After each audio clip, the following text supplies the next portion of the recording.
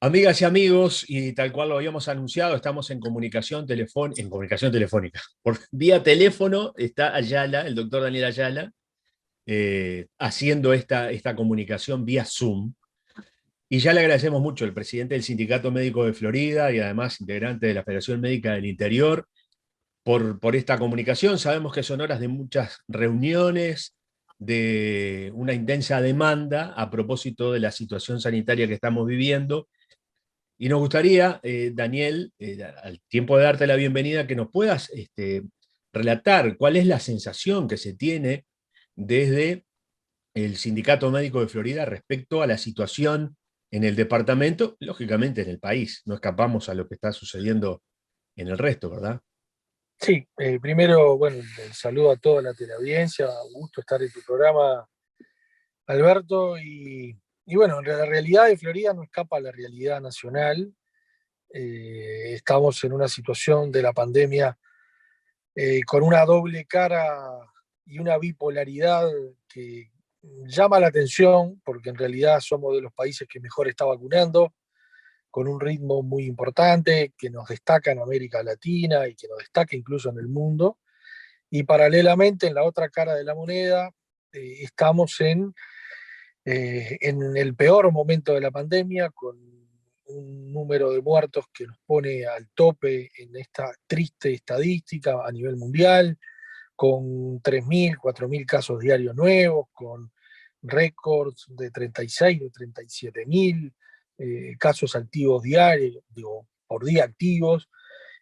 Todo esto marca, además de los muertos en decenas, un escenario muy complicado, que si bien está muy bien el tema de la vacunación y que vamos bien con la vacunación, hay algo que está mal, o que estamos haciendo mal, porque no podemos tener ese contraste tan grande y la realidad es la que pega y la que duele. La realidad que pega y que duele es un sistema de salud saturado en todos sus niveles, es la cantidad de casos que dijimos y que es imposible seguir el hilo epidemiológico y el control de la pandemia con ese nivel de casos, y los muertos que duelen y que en realidad en un fenómeno casi digno de estudio existe una naturalización o una negación que va más allá de lo político y va más allá del gobierno. Creo que a todos nos ha desensibilizado esta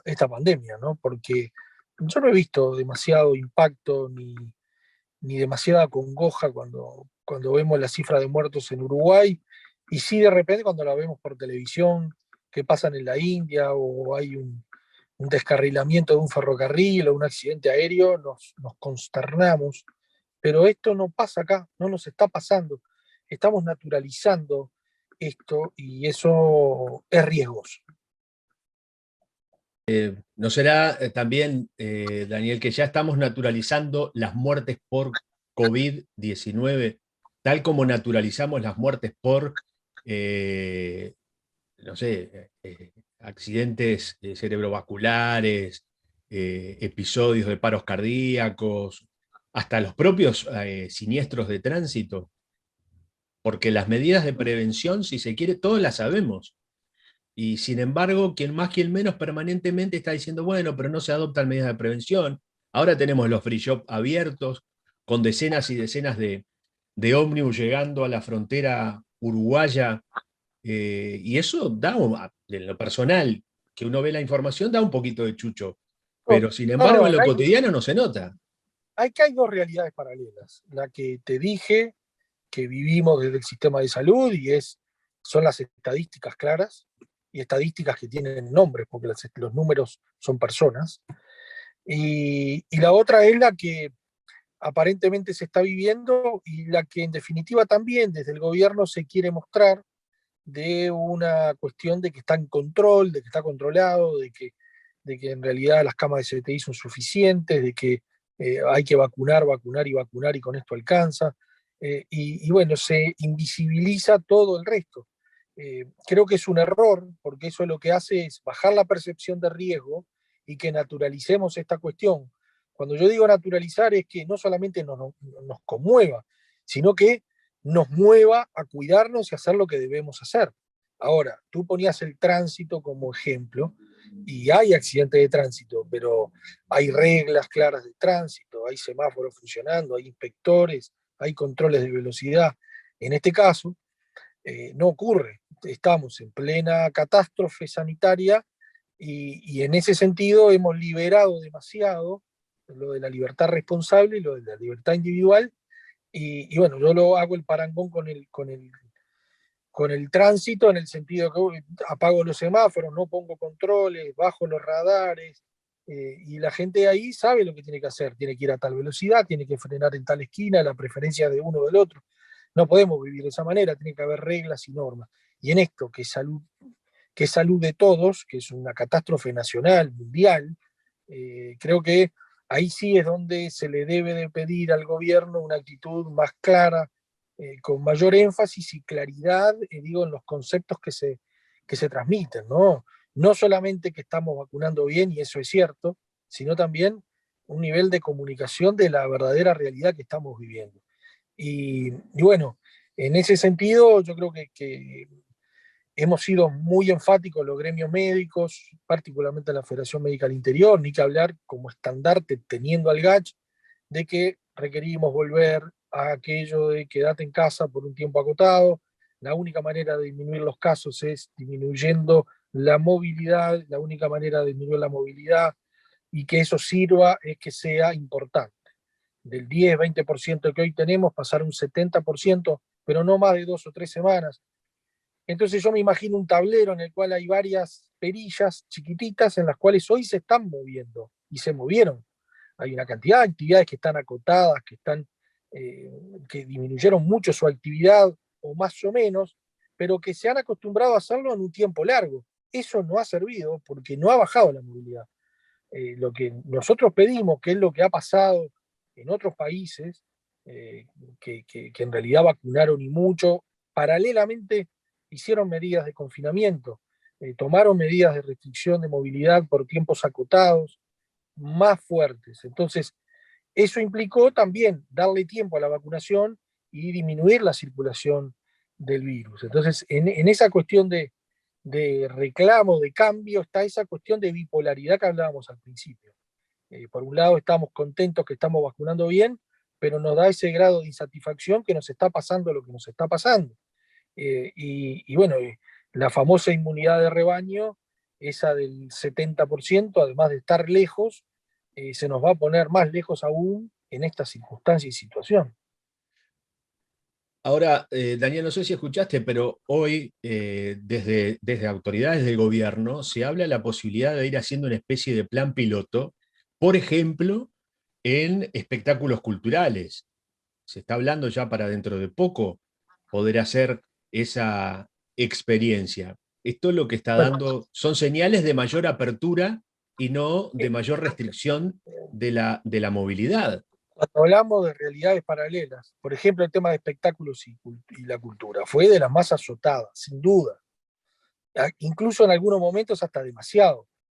En el sentido de que había shopping abierto, restaurantes abiertos y teatros cerrados. ¿Ah? Pero este es el momento de mandar esas señales. Por eso digo, cuando se comunican estas cosas o la apertura de los free shop en esta situación ahí en Rivera, lo que transmite es, bueno, vamos bien, no estamos tan mal. En ese vamos bien, no estamos tan mal, es donde hay un mensaje contradictorio. ¿Ah? Y nos parece que no va a haber un cambio en esa estrategia. Sin duda, las estrategias sanitarias pasan por la vacunación. Lo que está ocurriendo es que como el número de casos no ha disminuido, las actividades siguen abiertas parcialmente o cerradas parcialmente, por meses, ¿no? Por semana, por meses. Entonces, y no hemos podido dar el salto y el cambio. Porque se va a hacer solo en el momento en el cual disminuyamos la movilidad en forma más clara, más ostensible, sin toque Daniel, de queda. Sí, sí, no, si tuviéramos que trasladar estos ejemplos a Florida, pensando en Florida, por ejemplo, el SECOED, que es el organismo, más allá de las medidas nacionales que hay y que habilitan o no determinado tipo de actividades, en el caso concreto de Florida, ¿cuáles son aquellas medidas, si es que las han evaluado, que se podrían adoptar como para disminuir esta movilidad. Es que esto no se puede ver solo desde Florida. El SECOED tiene, fue creado, funciona, tiene determinadas potestades, pero está acotada la potestad del SECOED. Acá hay cuestiones, cuando estamos hablando de disminuir francamente la movilidad, más allá de que esto se ha planteado en varias intendencias y en varios SECOED, y nosotros como FEMI hemos sido muy enfáticos en que la departamentalización o la regionalización de las medidas en lugares en donde están más complicados requieren un mayor énfasis y mayor atención, pero de todas maneras, Florida no es una isla, y el SECOEL se han planteado, nosotros hemos concurrido a algunas de esas reuniones, y se han implementado y se han propuesto desde el cierre de la intendencia, desde proponer el cierre de centros educativos, pero las potestades que tiene el SECOED para poder disminuir francamente la movilidad son muy acotadas. Todo pasa por las directivas nacionales, que son las que realmente van a producir esa disminución franca de movilidad. Sí, de todas maneras, son ámbitos de participación y de trabajo que, que en definitiva son importantes, pero no hay que tener más expectativa de la que realmente uno puede tener con respecto al propio SECOED, ¿no? Y cuando se habla de la disminución, porque también ahora se le dice, ¿no? Se encara al sector científico, al sector médico, en este caso, que es el que hace la advertencia, el llamado de atención, el que enciende la luz roja. Bueno, ¿y qué medida concreta es la que se tiene que adoptar? No hay ninguna medida concreta, no hay magia, es quédate en casa. Ya lo hicimos, ya lo hicimos. Eso tiene un costo para el país. Claro, yo te iba a decir, hay gente que no debería salir Sin a duda. trabajar. Bueno, pero es que lo ¿Qué peor es lo que se está pone por siendo ahora que encima? hay gente que tampoco está pudiendo salir a trabajar. Entonces, no estamos pidiendo encerrarnos, lo que estamos pidiendo es 2, 3 semanas, 10 días, 15 días, quédate en casa, bajemos la movilidad y quedémonos con lo imprescindible, entre comillas, que a veces es muy difícil de, de circunscribirlo, porque hay actividades bueno, que pueden llegar a ser consideradas o no imprescindibles. Pero ya lo hicimos, ya lo hizo este propio gobierno, ya fue un ejemplo, porque yo creo que por ese quédate en casa fue que frenamos en buena medida lo que después nos vino a finales de año, cuando nos confiamos demasiado. Entonces, yo insisto, se mueven muchas perillas chicas bajando movilidad de varias actividades. Pero, ¿qué pasa? Eh, lo que necesitamos es una gran perilla o una llave general donde la bajemos día a día y entremos a subir después todo el resto de las actividades. No es un antojo, es la única manera de bajar la movilidad y es la única manera de bajar los casos. Y además, seamos honestos, esto no solo depende del gobierno, ¿sí? Lo que pasa es que el gobierno es el que tiene la responsabilidad de dar las pautas de estas cuestiones. Y se ha hecho en el mundo, no estamos inventando nada, y bueno, y a Uruguay le funcionó. Entonces, el riesgo que corremos ahora es que sigamos vacunando así, sigamos cerrando algunas cosas parcialmente, el perjuicio económico es un poco menos, pero y vamos a seguir pagando con muchos muertos y con ese sistema de salud permanentemente desbordado, COVID dependiente, porque cada vez hay más pacientes COVID que desplazan toda la patología no COVID, y bueno, y esto nos va a acompañar por un tiempo mayor. Eso es lo que va a ocurrir seguramente. Por último, Daniel, tomando en cuenta esto de los tiempos, todo indica que habrán 2 semanas de vacaciones para los escolares y liceales, las vacaciones de invierno. ¿Se llega a julio estirando este plazo? Digo pensando en esos 15 días que aproximadamente son los que se están planteando de un quédate en casa como se hizo durante el 2020. ¿Se puede saltear junio y esperar a julio? No, eso es hacer futurología, Alberto. Yo no sé, la situación en que esto es muy dinámico y cambiante. Lamentablemente, si uno mira la última semana y el último mes, no nos podemos engañar, estamos en el peor momento. Todo indicaría, con un 10-20% de baja de movilidad, que es la que estamos teniendo ahora, de que esta situación se va a ir perpetuando. y va a ir bajando en función de la cantidad de gente que se vaya inmunizando, pero muy lentamente. El profesor Medina, en un Twitter de hace un par de días, y respondiendo también a varios que hacen esa pregunta, no a vos específicamente, pero a veces en algunos programas de televisión pseudo periodísticos que dicen, bueno, pero digan qué es lo que hay que hacer. Exacto, se insiste en eso. Bueno, bajar la movilidad un 70%. Eso es lo que hay que hacer. Y bueno, y de ahí, si ya lo hicimos, hagamos lo mismo que hicimos el año pasado.